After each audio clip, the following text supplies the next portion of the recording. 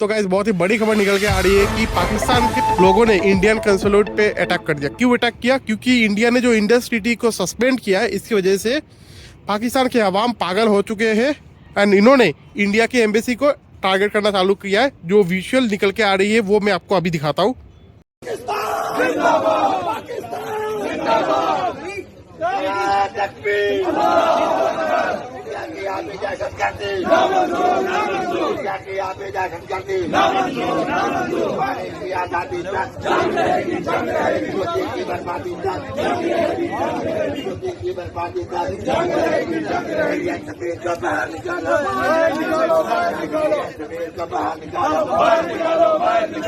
तो गाइस जैसे कि आपने देखा, इन पाकिस्तानियों को कुत्ते ने काट चुके हैं, ये लोग पागल हो चुके हैं और इनको रेबिस हो चुका है एंड बाय द वे जिसका कोई इलाज नहीं है फिलहाल।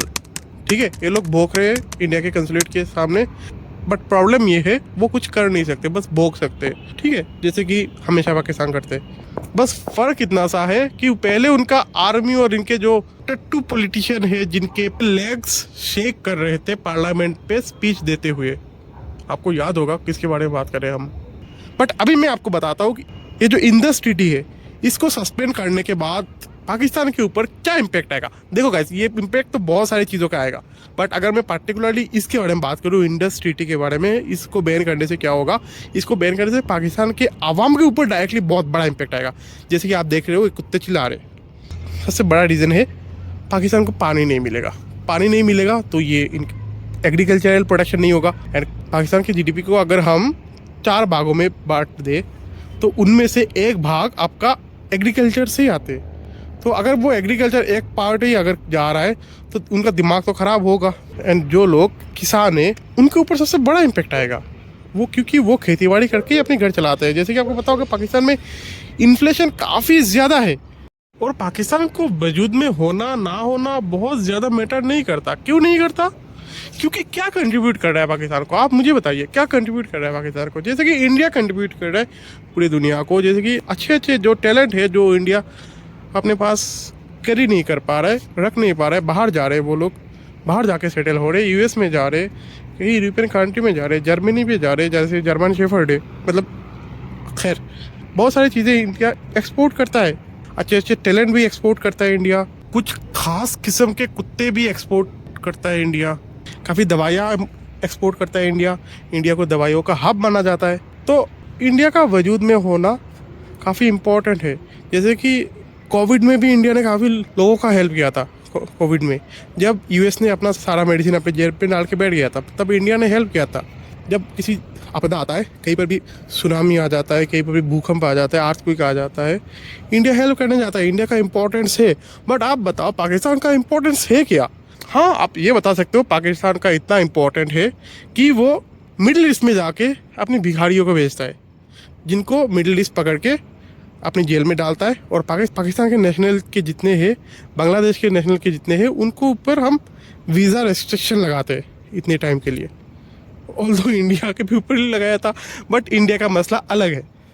और उसके बाद अगर हम और भी पाकिस्तान का कंट्रीब्यूशन देखें दुनिया में, जैसे कि वो इंडिया पे बॉम्ब फोड़ता है, अमेरिका पे बॉम्ब फोड़ता है, अमेरिका ट्विन टावर को जलाता है, ये भी इसका कंट्रीब्यूशन है। काफ़ी अच्छे अच्छे आतंकवादी रहते हैं इसके ऊपर, जैसे कि हाफिज़ सईद हो गया, आपका ओसामा बिन लादेन हो गया। तो ये कंट्रीब्यूशन है पाकिस्तान का दुनिया के लिए। इसके अलावा भी अगर हम बात करें, पाकिस्तान चाइना का चमचा है, तो इस हिसाब से भी कुछ कंट्रीब्यूशन करता है। बाकी इससे ज़्यादा मुझे कंट्रीब्यूशन वर्ल्ड वाइड मुझे दिख नहीं रहा है। अगर आपको पता है तो आप कमेंट सेक्शन में लिख सकते हो कि ये भी कंट्रीब्यूशन है पाकिस्तान का। बाकी मुझे पता नहीं है। अगर आप अपने ज्ञान से मुझे एनलाइटमेंट कर सकते हैं तो ज़रूर कीजिए, कमेंट सेक्शन आपके लिए खोला है। बाकी मुझे फ़िलहाल याद नहीं आ रहा है। पाकिस्तान का प्राइमरीली 3 काम है। एक है उनका खेतीबाड़ी करना, एक है टेररिस्ट को ट्रेन करना एंड जाके यहाँ वहाँ फूट जाए। ठीक है, फ्रॉम यूरोप टू एशिया कहीं पर भी फूट रहे, कहीं पर ट्विन टावर जला रहे, कहीं पर जाके मासूम टूरिस्ट को मार रहे। ठीक है, और थर्ड काम तो यही है कि मिडिल ईस्ट में जाके भीख मांगना। उसमें से एक काम को जब चोट पड़ा, जो कि है उनका एग्रीकल्चरल काम, उस पर जब इम्पेक्ट आया तो ये इनका दिमाग ख़राब हो गया कि अरे भाई क्या हो गया, ये तो क्या कर दिया मोदी ने। ऑल्दो मैं ये जो कार्रवाई है ना इस पे बिल्कुल इत्तेफाक नहीं रखता। ये छोटी मोटी चीज़ है जो इंडियन गवर्नमेंट ने किया है।